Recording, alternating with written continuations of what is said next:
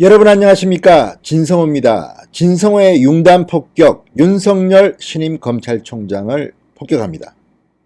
윤석열 검찰총장이 취임 인사차 어제 국회를 방문했습니다.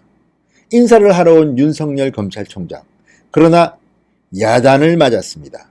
물론 상견례 같은 자리이기 때문에 덕담이 오고 갔습니다만 그 속에는 뼈가 있었습니다. 무슨 이야기가 오고 갔을까요? 진성호의 융단 폭격 시작합니다. 방송에 앞서 혹시 진성호 방송 구독자가 아니신 분들은 붉은색 구독 버튼 꼭 눌러주십시오. 자, 윤석열 검찰총장이 찾아간 곳은 문희상 국회의장, 여상규 한국당 의원, 국회 법사위원회 위원장입니다. 그리고 손학규 바른미래당 대표 등이었습니다. 내일은 황교안, 나경원, 모레는 이해찬, 이인영 이렇게 하루 걸러가면서 만납니다. 첫날은 긴장감이 조금 흘렀습니다. 왜? 여상규 법사위원장은 지금 지난 패스트트랙 당시 폭행 등의 혐의로 경찰로부터 소환당한 상태입니다. 가지 않고 있습니다. 자, 그 수사를 지휘할 사람이 바로 윤석열입니다. 무슨 이야기가 오고 갔을까요?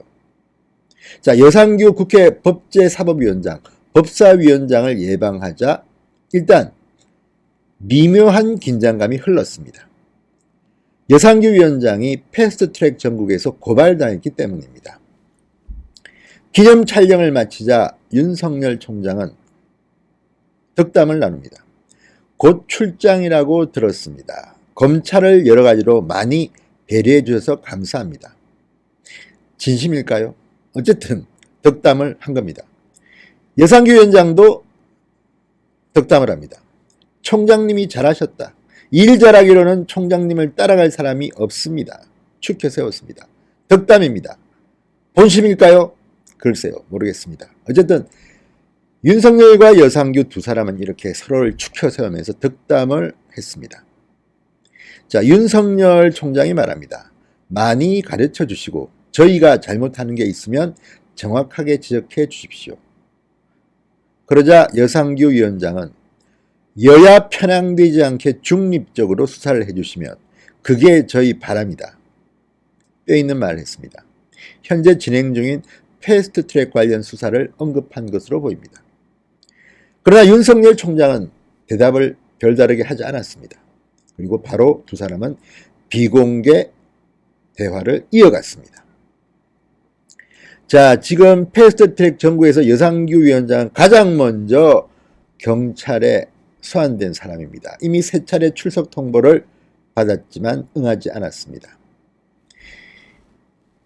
이날 국회 일정을 마친 뒤 한국당 지도부와 무슨 이야기를 할 것이냐, 패스트트랙 수사에 불응하는 의원들을 강제 수사할 것이냐는 취재진의 질문에 윤석열은 답을 하지 않았다고 합니다. 이러니 국회의원들이 더 무서워할지도 모릅니다. 아마도 여상규 위원장이나 한국당 의원들은 관심이 많을 겁니다. 왜냐하면 패스트트랙 수사 결과에 따라서는 배지가 날아갈 수도 있고 다음 총선에 출마하지 못할 수도 있습니다. 또 설령 출마해서 당선됐다 하더라도 배지가 또 떨어질 수도 있습니다. 그만큼 지금 우리가 말은 쉽게 하지만 당사자인 국회의원들은 윤석열을 무섭게 여길 가능성이 대단히 높습니다. 그래도 당당하게 하십시오. 자, 윤석열 총장은 오후에는 바른미래당 오신환 원내대표, 손학규 대표를 만났습니다. 손학규 대표는 검찰총장이 색인 센 모양이다. 취임 인사에 기자들이 이렇게 많이 온 것은 처음이다. 정권에 적극 협조하는 사람은 중용하고 정권 쪽을 수사한 사람은 좌천된다는 얘기가 있는데 강직함과 소신, 개혁 의지를 갖고 검찰 인사를 중립적으로 공정하게 해달라고 당부했습니다. 손학규 대표의 말은 정말 맞는 말이지만 버스 지나간 뒤에 손 흔든 격입니다. 좀 더 세게 말했어야 합니다. 정권에 적극 협조한 사람은 중용했습니다. 이미. 그리고 정권 쪽을 수사한 사람들은 좌천된다는 얘기가 아니라 이미 좌천당해서 사표를 내고 떠났습니다. 윤석열 검찰총장만큼 이렇게 잔인한 인사를 했다고 비판받는 사람은 기억이 잘 나지 않습니다. 이번 인사는 심해도 너무 심했다는 불평들이 검찰 내부에서조차 나오고 있습니다. 특히 서울 동부지검, 청와대를 압수수색하고 김은경 전 환경부 장관을 불구속 기소하고 이 서울 동부지검의 핵심 3인방은 전부 다 옷을 벗었습니다. 반면에 윤석열 사단에 있던 사람들은 승승장구 요직을 꿰찼습니다. 좀 더 세게 비판했어야 하는데 아무튼 이제 검찰총장이 됐으니까 윤석열의 위세가 당당하긴 당당한 모양입니다. 자, 윤석열 총장과 서울대 법대 동기인 문병호 최고위원, 2016년 총선 전에 윤 총장에게 국민의당 영입 제안을 했는데 거절당했다. 당시 새누리당의 제안도 거절해 이 자리에 있게 됐다고 말하기도 했습니다. 분위기 좋습니다. 좋아요. 그렇지만 윤석열은 기억해야 될 겁니다. 이번에 피눈물 흘린 검사들의 한을 어떻게 앞으로 감당할지를.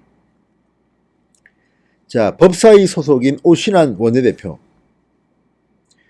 무역 경제에서 촉발된 안보 문제들이 있는데 공정하게 처리하면서 국가 안보와 경제 살리기에 지장이 없도록 국가 발전에 도움이 될 수 있도록 일을 하겠다. 이렇게 윤석열은 말했다고 합니다. 말만 하지 말고 실천하십시오. 자, 그리고 이날 오전에는 문희상 국회의장을 방문했습니다. 문희상 의장은 파사현정, 이렇게 쓰인 친필휘호를 선물했습니다. 파사현정이란 뜻은 그릇된 것은 깨고 바른 것을 드러낸다는 의미입니다. 문희상 의장이 오히려 좋은 말을 했습니다. 적폐수사라는 것은 전광석화, 쾌도난마처럼 처리하지 않으면 국민이 지루해하고 잘못하면 보복 프레임에 걸릴 수 있다. 검찰이 신뢰를 잃으면 권력에 치이고 아무 일도 할 수 없게 된다. 국민의 신뢰를 얻기 위해 노력해달라. 맞습니다. 이미 적폐수사는 국민들이 지루해하고 피로해하고 있습니다. 쾌도난마, 전광석화처럼 해야지 이게 뭡니까? 문희상 의장의 말이 저는 오히려 공감이 갑니다. 그런데 그 적폐수사를 했던 당사자가 누굽니까? 서울중앙지검장이었던 윤석열 아닙니까? 검찰총장이 된 지도 이런 식으로 여러 사람이 비극적 선택을 하는 그런 지루한 수사를 할 겁니까? 할 거면 빨리빨리 끝내고 새로운 살아있는 권력을 수사하기 바랍니다. 윤석열이 어제 국회를 인사하러 왔다가 야단을 많이 맞았습니다. 중립적으로 하라. 살아있는 권력을 수사해야 됩니다. 윤석열 총장은 물론 듣는 채 했을지도 모르겠습니다만 이날 그래도 상당히 좋은 이야기들이 많이 나왔습니다. 야단을 맞았습니다. 그 야단에 대해서 윤석열은 이제 검찰총장으로서 답해야 합니다.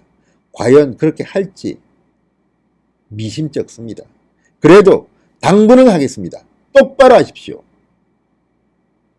무엇보다도 문재인 권력으로부터 독립할 수 있도록 하십시오. 그게 장기적으로 윤석열 개인이 사는 길이기도 합니다. 진성호의 융단 폭격이었습니다. 여러분 감사합니다.